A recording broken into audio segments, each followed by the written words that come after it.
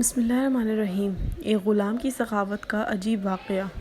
ایک حبشی غلام باغ میں آرام کر رہا تھا کہ اس کی روٹی آ گئی۔ اس وقت حضرت عبداللہ بن جعفر رحمۃ اللہ علیہ اس کے پاس سے گزرے۔ انہوں نے دیکھا حبشی غلام کے سامنے ایک کتا بیٹھا ہے۔ غلام نے کام کرتے کرتے ایک روٹی اس کتے کے آگے ڈال دی۔ کتے نے اس روٹی کو کھا لیا اور پھر بھی وہیں کھڑا رہا۔ اس غلام نے پھر دوسری اور پھر تیسری روٹی بھی ڈال دی۔ اس غلام کے لیے کل 3 ہی روٹیاں آئی تھیں۔ اس نے تینوں کی تینوں روٹیاں اس کتے کو کھلا دیں۔ حضرت عبداللہ بن جعفر رحمۃ اللہ علیہ کھڑے غور سے یہ سارا ماجرا دیکھ رہے تھے۔ جب تینوں روٹیاں ختم ہو گئیں تو آپ رحمۃ اللہ علیہ نے اس غلام سے پوچھا، تمہاری کتنی روٹیاں روزانہ آیا کرتی ہیں؟ تو اس غلام نے بتایا کہ 3 آیا کرتی ہیں۔ حضرت عبداللہ بن جعفر رحمۃ اللہ علیہ نے پوچھا، پھر تم نے تینوں کیوں کتے کو کھلا دیں؟ غلام نے جواب دیا، حضرت یہاں جنگل میں کتے نہیں رہتے، یہ غریب بھوکا کہیں دور سے سفر کر کے آیا ہے، اس لیے مجھے اچھا نہ لگا کہ اسے ایسے ہی واپس کر دوں۔ تو آپ رحمۃ اللہ علیہ نے اس غلام سے پوچھا، پھر تم آج کیا کھاؤ گے؟ یہ سن کر غلام نے کہا، 1 دن کا فاقہ کر لوں گا، یہ کوئی ایسی بڑی بات نہیں۔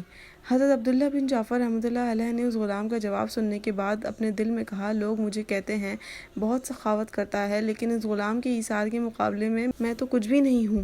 یہ خیال کر کے وہ شہر گئے، باغ کے مالک سے ملے، اس سے وہ باغ اور غلام خرید لیے۔ پھر غلام کے پاس پہنچے اور اس سے کہا، میں نے یہ باغ بھی خرید لیا ہے اور تمہیں بھی خرید لیا ہے، اور اب میں تمہیں آزاد کرتا ہوں، یہ باغ بھی تمہیں دیتا ہوں۔ آپ رحمۃ اللہ علیہ کی یہ بات سن کر غلام نے کہا، چونکہ اب آپ کے دل میں میری عزت اور عقیدت سما گئی ہے اور یہ میرے حق میں زہر ہے، اس لیے اب میں آپ سے رخصت ہوتا ہوں۔ یہ کہا اور وہ غلام وہاں سے چل دیا۔ بسم اللہ الرحمن الرحیم۔ حقیقی بیوقوف کون؟ ہارون رشید کے زمانے میں ایک مجذوب تھے، ان کا نام بہلول مجذوب تھا۔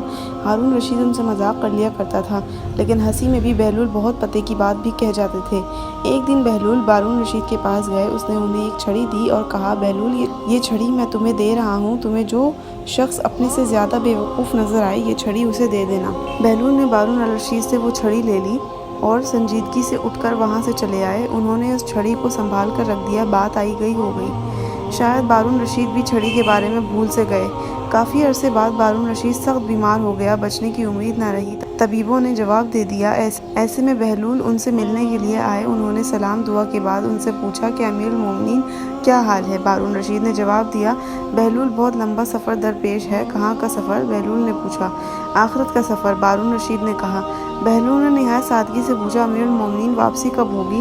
تم بھی عجیب ہو بہلول، بھلا آخرت کے سفر سے بھی کوئی واپس ہوا ہے؟ بہلول نے یہ سن کر حیرت ظاہر کی اور بولے، اچھا اب آپ واپس نہیں آئیں گے؟ نہیں، اس سفر میں کوئی واپس نہیں آتا۔ اس پر بہلول نے کہا، تو پھر آپ نے اس سفر کے لیے کتنے حفاظتی دستے روانہ کیے ہیں اور آپ کے ساتھ کون کون جائے گا؟ کیا کیا حفاظتی انتظامات ہوں گے؟